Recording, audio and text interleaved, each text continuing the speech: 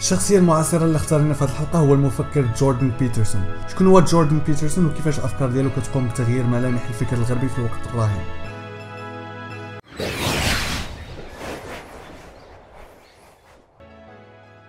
جوردن بيترسن عالم نفس سريري، ناقد ثقافي واستاذ علم النفس في جامعه تورونتو في كندا، وكيتعد من ابرز المفكرين ديال هذا الوقت. زاد في البرتا في كندا في 1962، وكانت الدراسه ديالو حول الشخصيه، علم النفس الاجتماعي والاضطرابات النفسيه، وكان عنده اهتمام كبير بالدين والاسطوره والايديولوجيا. بيترسن تاثر بكتاب ومفكري عصر الحداثه بحال كارل يونغ، البير كاميو، نيتشه وغيرهم، وكان الشغل الشاغل ديالو هو انه يعرف كيفاش شخصيه الانسان العادي كتقدر تخليه يرتكب جرائم شنيعه بحال اللي تعرض لها اليهود في المانيا النازيه والناس في روسيا الاشتراكيه والصين في عهد ماوتسيتونغ، وبان اي شخص عنده القدره على انه يكون في اقصى درجات الشر وفي نفس الوقت كيبقى عنده الجانب الانساني تجاه عائلته واصدقائه، وكيفاش الايديولوجيا كتلعب دور مهم في هذا الامر.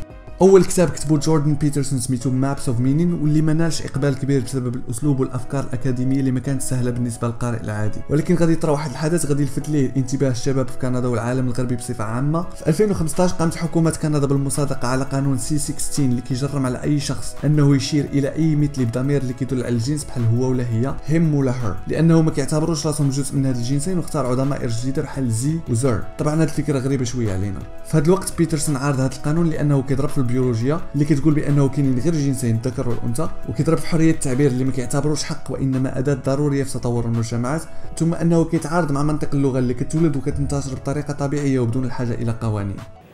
Well, Professor Peterson, those who are asking for this alternate of alternate pronouns, they are saying it boils down to respecting their human rights. How do you respond to that?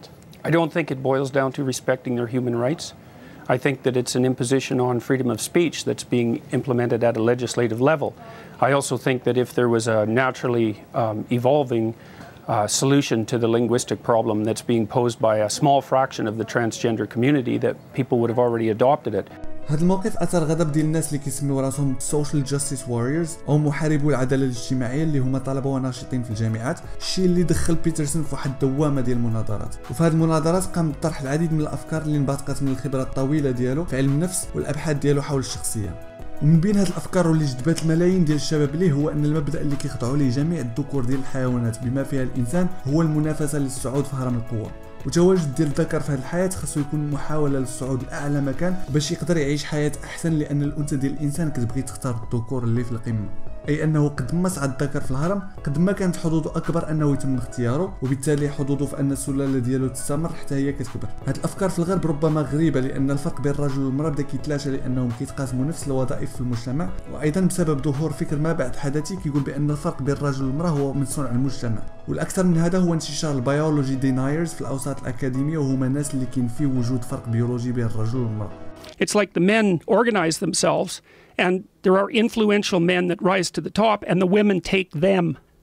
ايضا بين النصائح اللي لقات صدى كبير هو نقي بيتك قبل ما تبدل العالم، وهذه نصيحه خاصنا كلنا ننتبهوا لها. بالنسبه لبيترسن العالم هو مجموعه من الالغاز بعضها سهل من البعض الاخر، والانسان خصو يبدا بالالغاز السهله، وقد ما زاد فكها قد ما كيكتسب خبره باش يفك الغاز اشد صعوبه. اذا اي واحد باغي يبدل النظام الاقتصادي مثلا خصو يبدا بالاشياء البسيطه اللي يقدر يقوم بها، بحال انه ينقي المكان اللي كيعيش فيه اولا، ثم يتهلا في راسو، ثم يتهلا في عائلته، ثم في صحابه، ثم في مدينته، حتى التاثير ديالو يقدر يوصل انه يغير شي حاجه بدرجه الصعوبه والتعقيد ديال النظام الاقتصادي باكمله. Well, my sense is that if you want to change the world, you start from yourself and work outward because you build your competence that way. It's like I don't know how you can go out and protest the structure of the entire economic system if you can't keep your room organized.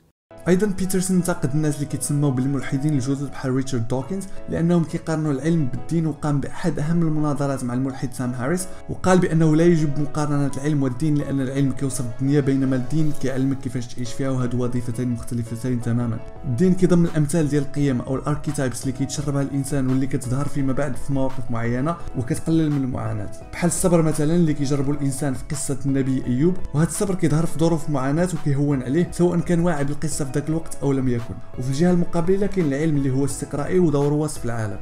I'm arguing that the ethic that drives our culture is predicated on the idea of God, and that you can't just take that idea away and expect the thing to remain intact mid-air without any foundational support.